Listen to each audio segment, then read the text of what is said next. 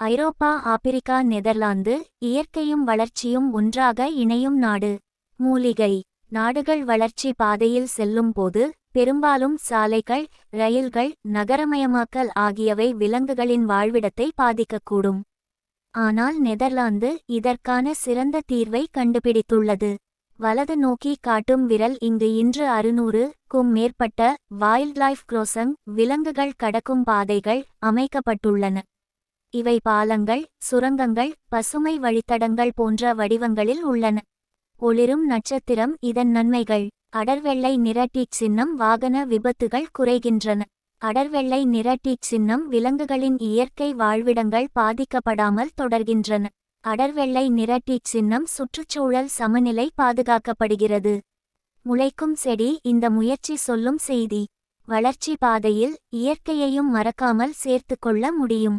நெதர்லாந்தின் இந்த முயற்சி உலக நாடுகளுக்கெல்லாம் ஒரு மாதிரி பாடமாக திகழ்கிறது.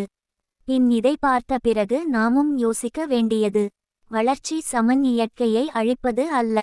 வளர்ச்சி கூட்டல் இயற்கையை காக்கும் புத்திசாலித்தனமான வழி தேடுவது தான்.